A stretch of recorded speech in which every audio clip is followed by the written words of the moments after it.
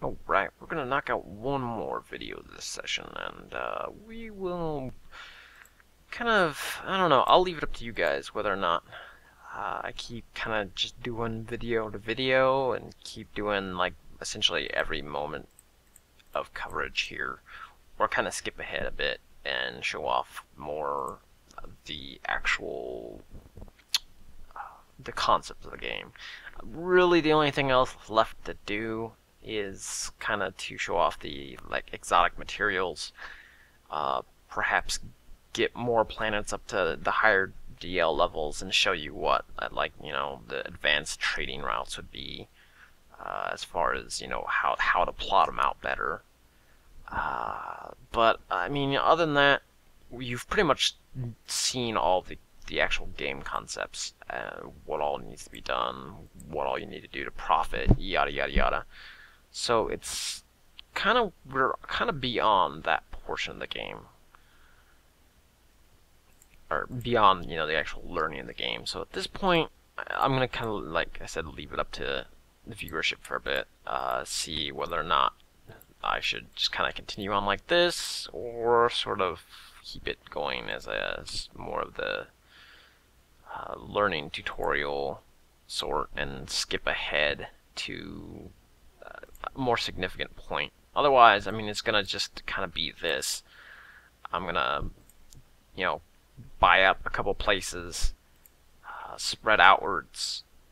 Every video is gonna be, just me just adding territory, and then the occasional, advancement might arrive to change things slightly.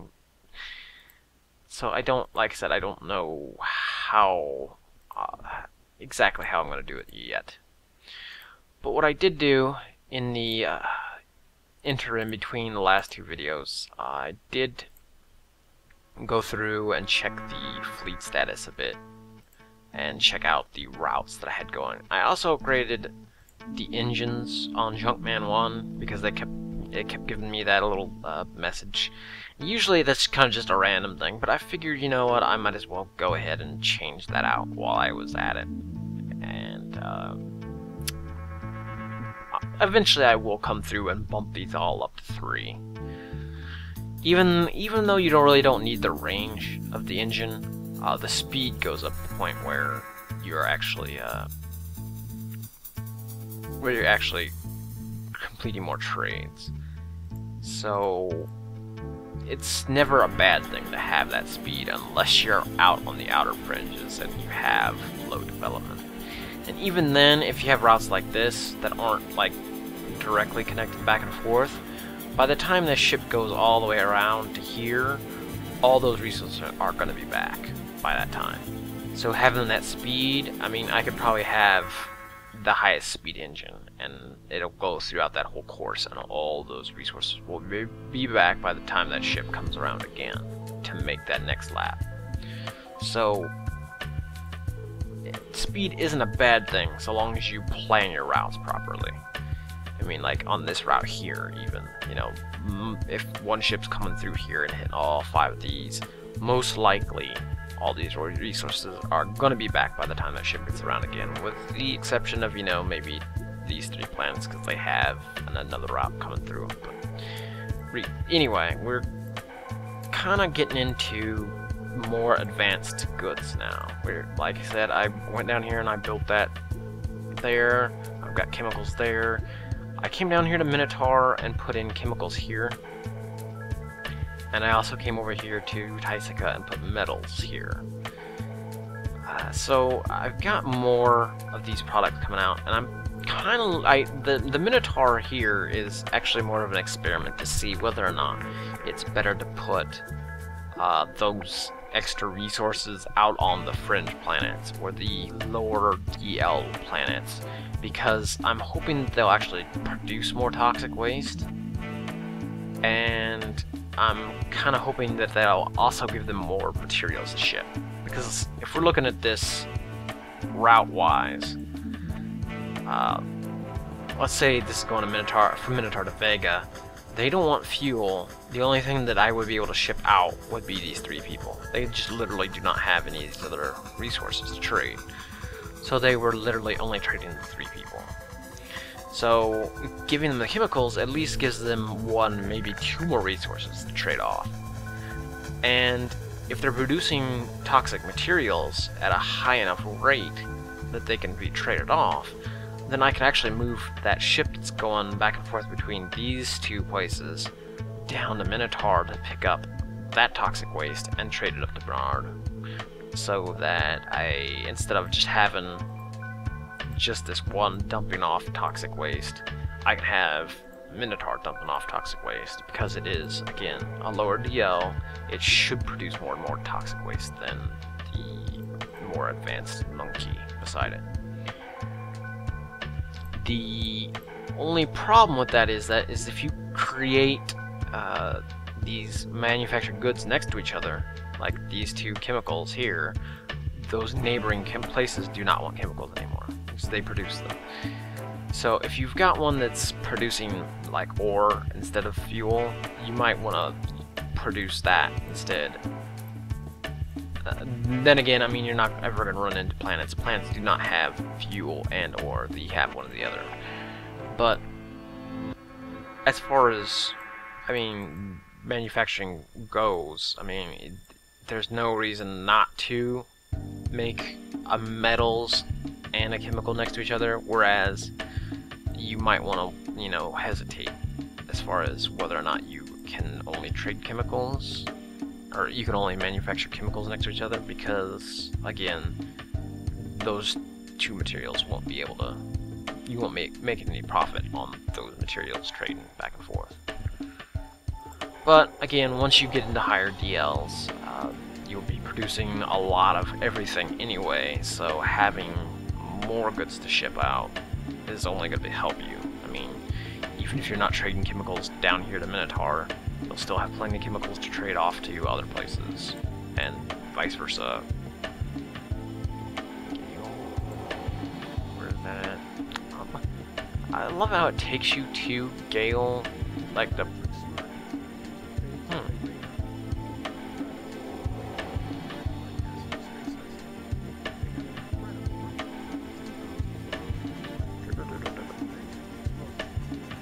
Alright, well, that's great and all, but I was really, you know, more worried about Gale. I think it must be that planet there. Yeah. So they're trying to cut me off, huh? Let's try to check this out. Starport rating 35. Let's put in a bid. Now I could put in lower. I do have more I do have more ports than them, so I would win on the tie. Let's go ahead and bump it up. I'll bump it up to 650. I do kind of want to keep them. I want to keep this the line of our companies right here as close as I can get it. If they start if he comes down through here, then you know that obviously puts a damper to my plans. But just to make sure, I'm going to put a bid on Mazetta too. That way, even if he does end up getting Gale somehow, I can at least cut him off. Mazetta is mine. Not too hard. What else we got going on? I could come over here, but like I said, red's not really doing much. I'm thinking that's yellow buying into what normally would be red territory, but I'm pretty sure that's probably yellow.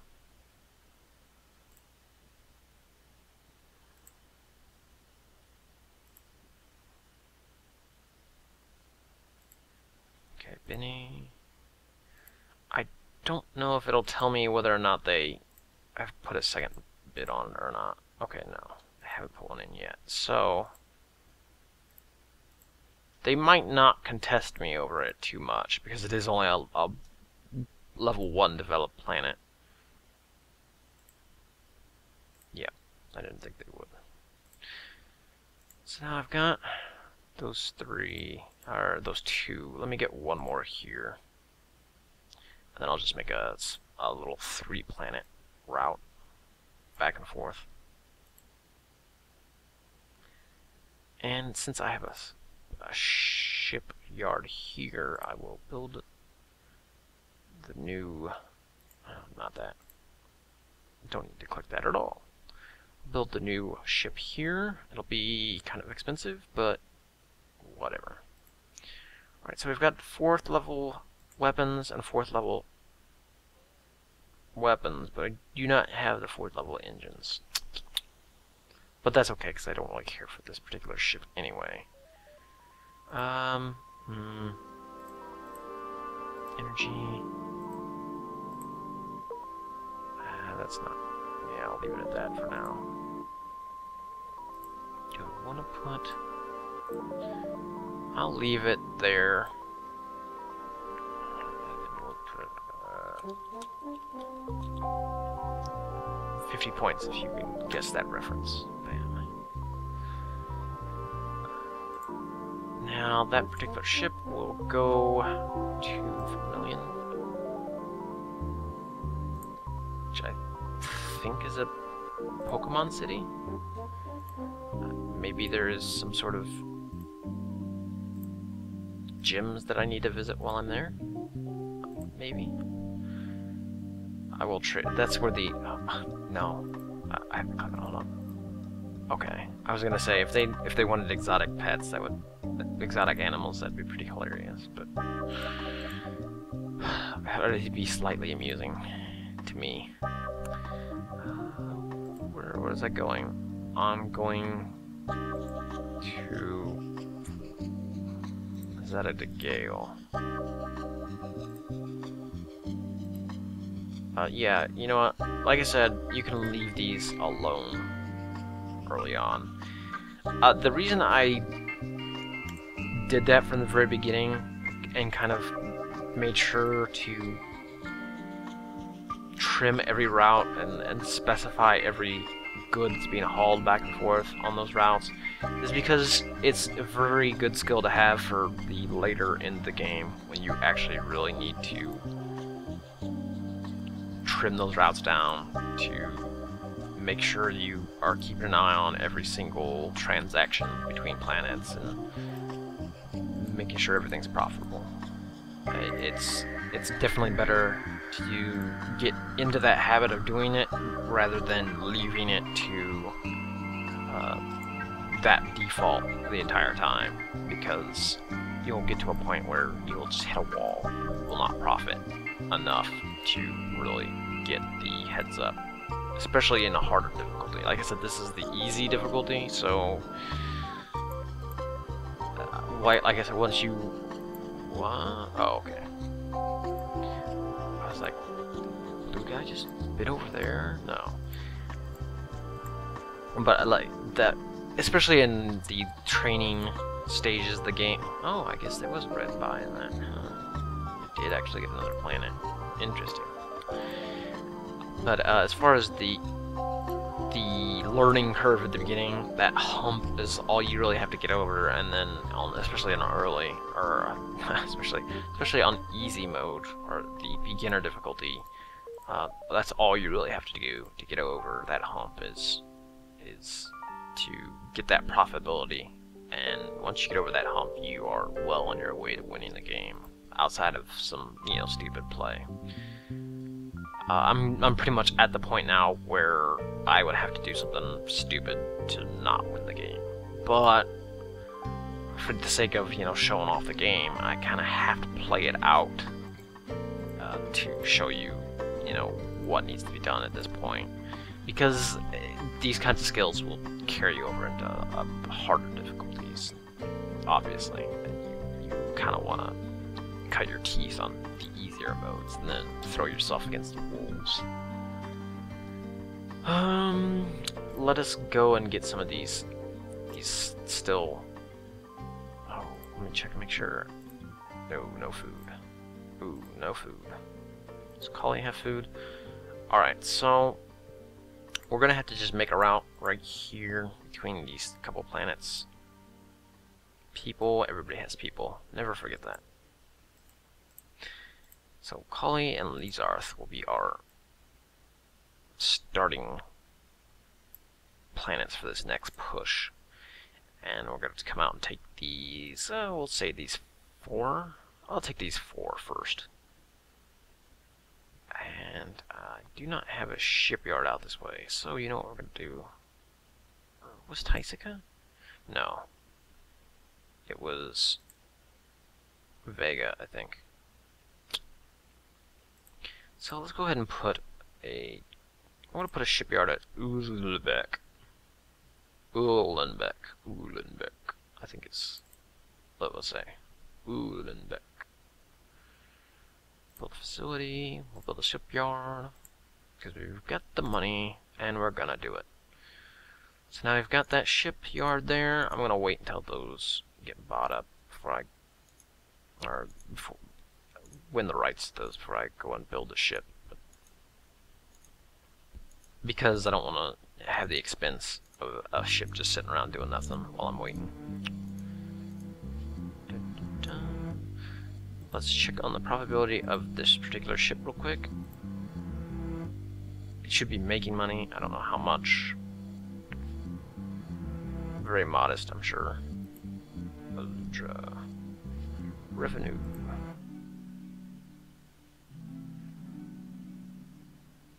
Oh, that's not bad. That wasn't a bad haul at all.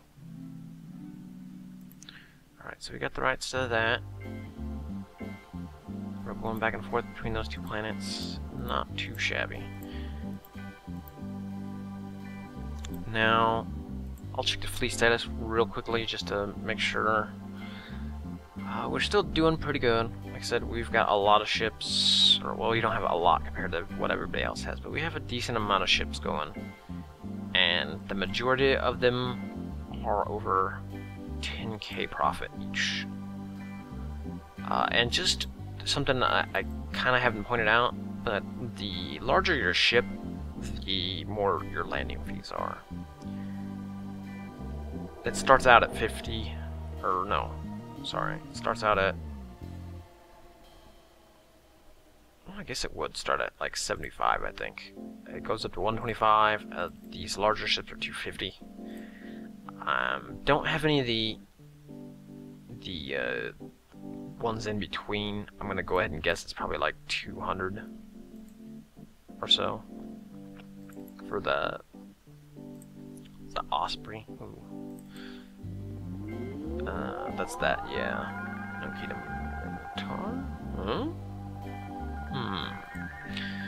I'll look into that route. I'm gonna go ahead and say it's probably because they're shipping. Yeah, okay. You know what, again, this is one of those things you need to keep an eye out on. Probably should have, yeah. Nunki the Minotaur, Junkman 2.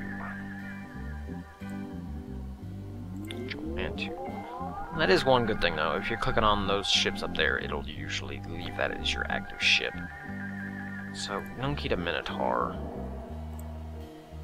I think I actually want to keep Nunki the Minotaur as a wait for, and see how that goes. It should, at least, it won't pull up a 0 on that route, which is what you want to avoid doing. At least some small amount of profit is always a good thing.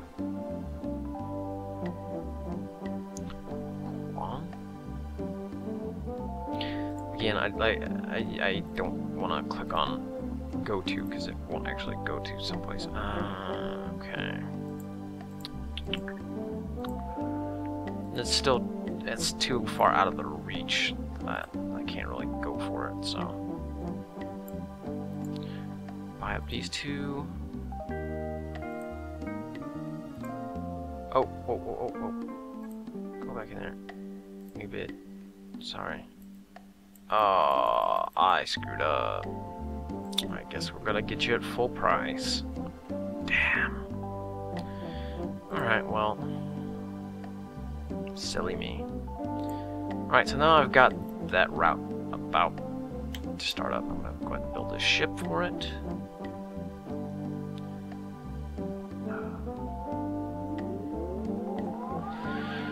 Yeah, I'm gonna stick with the good old tamale. I'm gonna have to keep the tamale, sorry. the Sparrow is definitely the go-to for the start routes, or for the, you know, the early game routes, and anything below a 4, I would say, is probably your best bet to stick with the Sparrows. Okay, now let us make this route.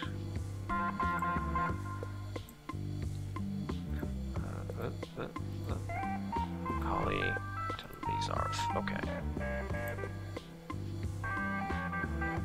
Oh, yeah. Got to...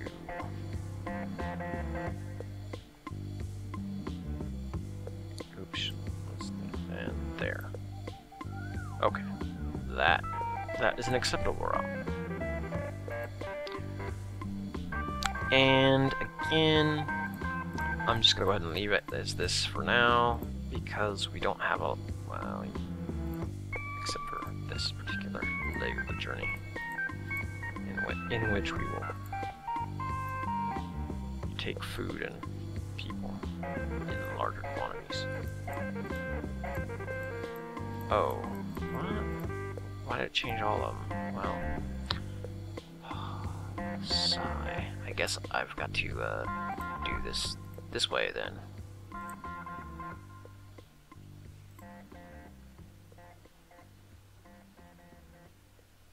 Doesn't matter. People and food, yeah. People and food, yeah. Okay.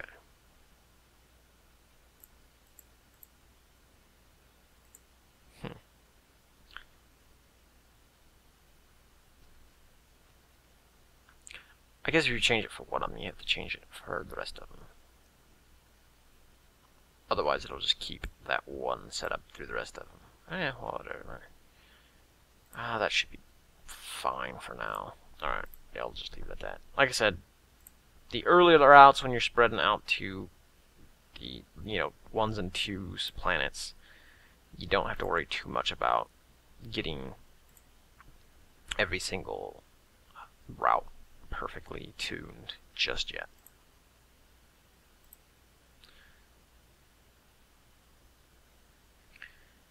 But that ship should be profitable, so always a good thing.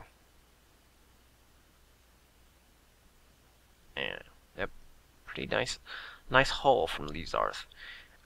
I will probably go through here a little bit and tune some of these so that there's not as much overlap. So we will actually get more profit per lap. I would like to make maybe some more larger loops. Like maybe I could hit all 6 of these here and then have one between, you know, these 5 and these 6 maybe. I'll try to work down the overlap a little bit. I could also go through and make some wait a bit longer. That might also pay off, but I don't know if I want to get everybody waiting. Alright. Got 1 million. And then we're immediately back below it, but it's fine. I'm going to go to the bank, because I don't think I've done this in a while. I need to stash a bunch of it. Checking savings. Let's stash about 500,000 of it.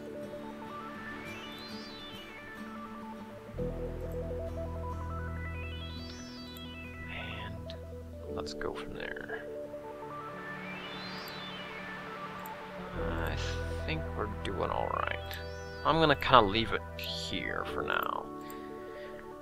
And I'll kind of see if there's any feedback about pushing on from this and doing it this way still, or jumping ahead a bit to show off the exotic goods and some of the larger ships.